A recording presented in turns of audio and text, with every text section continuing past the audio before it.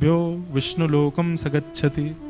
100 योजन दूर भी यदि कोई व्यक्ति,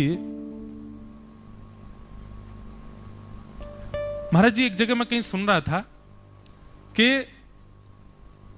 100 योजन दूर से भी गंगा गंगा कहकर सामान्य जल से नहा लो तो गंगा जी के स्नान का फल मिलता है। पर ऐसा क्यों?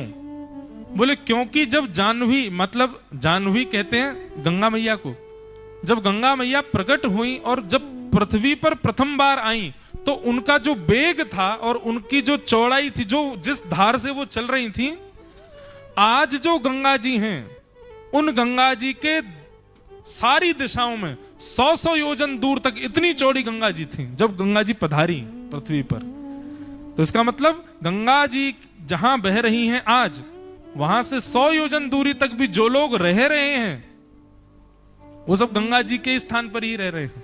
तो वहां पर सामान्य जल से भी स्नान करते हैं तो उससे गंगा स्नान का ही फल प्राप्त होता है। तो ऐसी गंगा जी के प्रादुर्भाव की कथा सुनाई गई।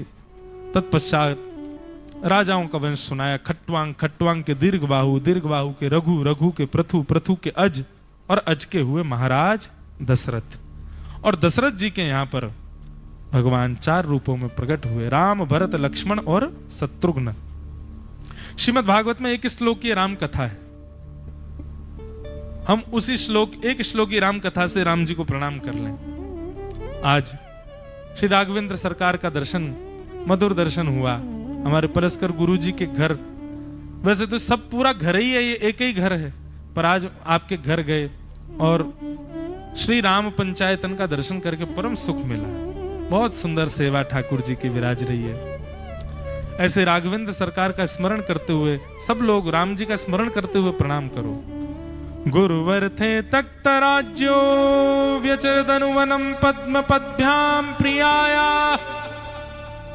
पाणिस्पर्शा क्षमाभ्याम रजत पथरुजो यो हरिन्द्रानुजाभ्याम, वैरूप्या शूर्पणख्या प्रिय विरहरुष रोपित ब्रूविजंभ, तस्ताब्धिर्वद्ध सेतु खलद वदहन कौशलेन्द्रोवतान। संपूर्ण हमारे पूज्य दादाजी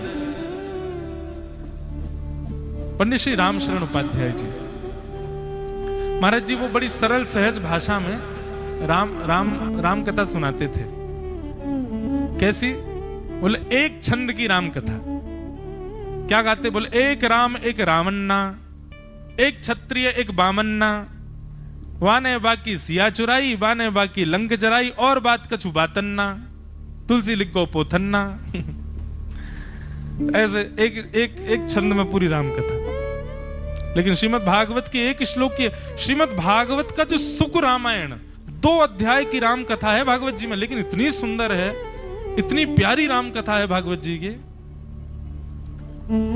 यहां पर सीतायाः चरितम महत्, किशोरी जी के चरित्र को महत्वता देते हैं श्री सुखदेव जी महाराज भागवत में। श्री किशोरी जी के चरित्र को विशिष्ट बताया गया भागवत में।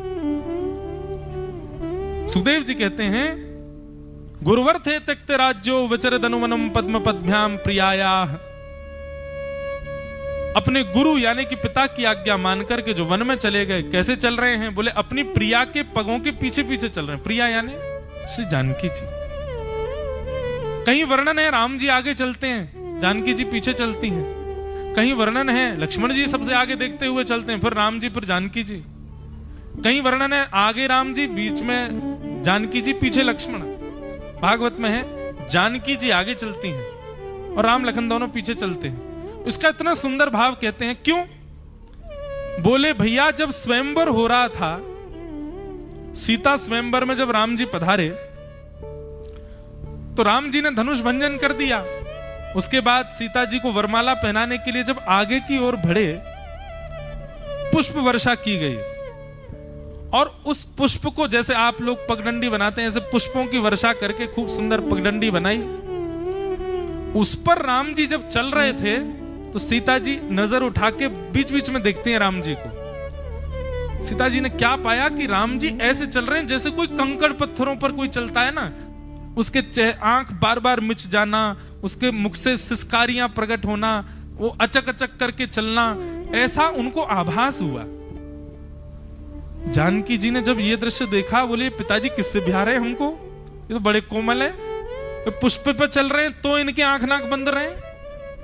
लेकिन जैसे चरण देखे, आहा, अत्यंत कोमल, तब से जानकी जी ने प्रण ले लिया कि जीवन पर्यंत इनके चरणों की रक्षा करनी है हमें। बहुत कोमल हैं ये चरण, इनमें कभी कोई क्षोभ ना हो।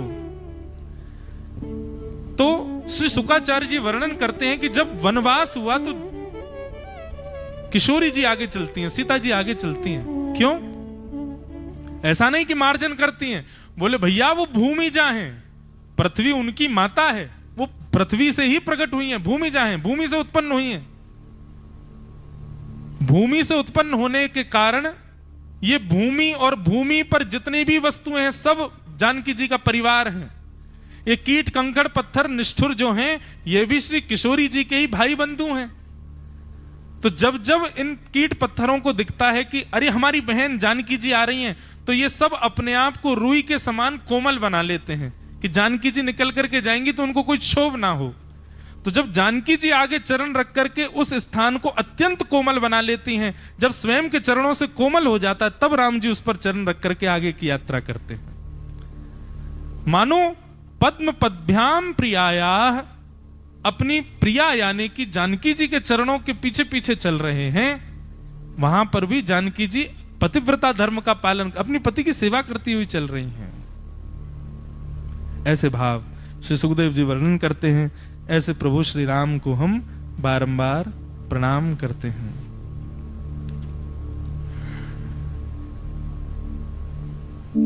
ऐसे प्रभु श्री राम को बारंबार वंदन करते हैं। और वंदन करते हुए अब आगे चंद्रवंश के राजाओं की कथा, और चंद्रवंश में ही भगवान श्री कृष्ण का प्रादुर्भाव। अब ठाकुर जी के प्रादुर्भाव की हम लोग कथा सुनेंगे, पर उससे पूर्व एक बार हरिनाम संकीर्तन करते हुए थोड़ा मन चित्त को आनंद। आज महाराज जी ने हमको कहा कि आज समय पाबंदी नहीं है, पर हम ऐसा नहीं कि बहुत विलंब करें, बस अब पहुंच ही गए, कृष्ण जन्म करके झटपट कथा विश्राम करेंगे। और कल से तो आप लोगों को कोई काम है नहीं, तान दुपट्टा सो, आनंद करो, ऊधम मचाओ, सब लोग बढ़िया आनंद करना। आज और है विलंब से थोड़ा सुन जाओ। गिरधर जन्म जन्म रासा थे, गिरधर जन्म जन्म रासा थे, गिरधर जन्म जन्म रासा थे, गिरधर जन्म जन्म रासा थे। महाराज जी एक भाव वर्णन करते हैं संतजन कि ठाकुर जी को देख के जिनको प्रिय लगने लग जाएं, ठाकुर जी जिसको प्रिय लगे, ये बात निश्चित है कि वो पूर्व जन्म में उसका कोई संबंध था ठाकुर जी से। ठाकुर जी को देख के अनायास प्रसन्नता आ जाए, ठाकुर जी को देख के नीर भरावे, ठाकुर जी को देख के रोए खड़े होने लग जाएं, ठाकुर जी को देख के भाव आने लग जाए, आप विश्वास मान लीजिएगा आप पूर्व जन्म में ठाकुर जी का प्रत्यक्ष दर्शन कर चुके हो, पर अपने किसी कारण से आप पुनः मानव बने आए हो। अब की बार ठाकुर जी देखते ही आपको बड़े आनंदित करवा रहे हैं, मानो वो आज्ञा दे रहे हैं कि अब मुझे प्राप्त कर लो, पिछली बार तो तुम कर नहीं पाए।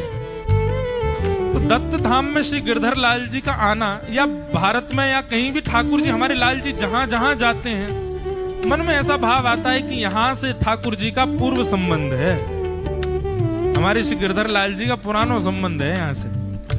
तो निश्चित है कि जिस दत्त धाम में हम बैठे, इस गोदा तीर पर श्री गिरधर लाल जी कभी पहले आ चुके हैं, कभी पहले भ्रमण यहां करके जा चुके हैं। इसीलिए इस बार श्री गिरधर लाल जी